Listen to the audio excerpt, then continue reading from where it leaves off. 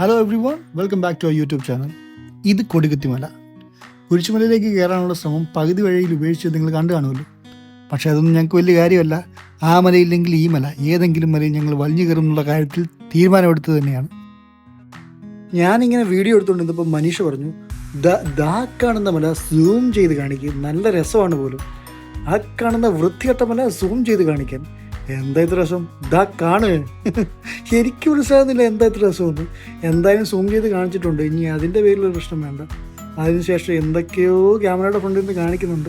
എന്തായാലും മനുഷ്യക്ക് സന്തോഷമായി എനിക്ക് സന്തോഷമാകുമല്ലോ. അതാണല്ലോ അതിൻ്റെ ഒരു ഇത്. ഇവിടെ എൻട്രി പാസ് 5 മണി വരെ മാത്രമേ കൊടുക്കൂ. ഞങ്ങളത് അറിഞ്ഞത് അവിടെ എത്തിയ ശേഷമാണ്. ഭാഗ്യത്തിന് ഞങ്ങൾ അവിടെ എത്തിയത് 4:45 ആയ സമയത്താണ്. എൻട്രി പാസ് വന്നപ്പോൾ അദ്ദേഹം പറഞ്ഞു, 6 മണിയാകുമ്പോൾ നിങ്ങൾ എവിടെ എത്തിയാലും അവിടെ നിന്ന് തിരിച്ചു നടക്കാൻ തുടങ്ങണമെന്ന്. എവിടെ എത്തിയാലും അവിടെ നിന്ന് തിരിച്ചു നടക്കാൻ തുടങ്ങണമെന്ന് പറഞ്ഞപ്പോഴാണ് എനിക്ക് മനസ്സിലായത് ഇത് കുറച്ചധികം നടക്കാനുണ്ടെന്ന്. 1.5 കിലോമീറ്റർ നടക്കണം. എന്തായാലും മുമ്പോട്ട് വെച്ച കാലം മുമ്പോട്ട് തന്നെ ഞങ്ങൾ നടക്കാൻ തീരുമാനിച്ചു. നല്ല ബുദ്ധിമുട്ടുണ്ടായിരുന്നു. ഇതിൻ്റെ ഇടയ്ക്ക് ഒരു മഴയും പെയ്തു. ആ മഴയത്ത് ഭാഗ്യത്തിന് കുടയും കാര്യങ്ങളൊക്കെ ഉണ്ടായിരുന്നു. ഈ നോട്ടം കണ്ട് ഇനി ഒരു കള്ള ലക്ഷണം തോന്നുന്നുണ്ട്. നോക്കിയേ, കണ്ടോ? നിങ്ങൾക്ക് തോന്നുന്നുണ്ടോ?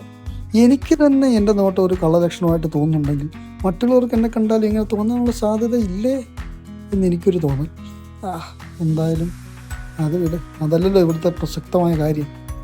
എനിക്കിങ്ങോട്ട് വരണമെന്ന് വലിയ താല്പര്യമൊന്നും ഇല്ലാതെയാണ് ഇവിടെ എത്തിയതെങ്കിൽ ഇവിടെ എത്തിക്കഴിഞ്ഞപ്പോൾ ആ വ്യൂവും കാറ്റും ഇതെല്ലാം കണ്ടിട്ട് എന്താ രസം.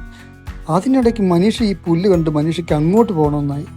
ഞാൻ നോക്കുമ്പോൾ അതാ ഭാഗ്യത്തിന് അവിടെ ഒരു ബോർഡുണ്ട്, മൂർഖൻ അണലി വെള്ളിക്കെട്ടനോ വെള്ളി വരയനോ അങ്ങനെ എന്തൊക്കെ ഉണ്ട്.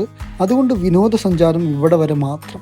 ആ ബോർഡ് കണ്ടില്ലായിരുന്നെങ്കിൽ കർത്താവേ, ഞാൻ അങ്ങോട്ട് പോയിട്ട് വന്നേനെ. എന്തായാലും സൺസെറ്റും കൂടെ കണ്ടിട്ട് അങ്ങ് തിരിച്ചു പോകാമെന്നുള്ള കണക്കൂട്ടിൽ ഞങ്ങൾ അവിടെ എങ്ങനെയെങ്കിലും നിന്നു. സൺസെറ്റ് കാണുക എന്ന് പറഞ്ഞു കഴിഞ്ഞാൽ ആ മലയിടുക്കിലോട്ട് സൂര്യൻ ഇറങ്ങിപ്പോകുന്ന ആ കാഴ്ചയാണ് ഞങ്ങൾ പ്രതീക്ഷിച്ചത്. പക്ഷേ എന്ത് ചെയ്യാനാണ്, അപ്പോഴേക്കും സെക്യൂരിറ്റി വന്നു.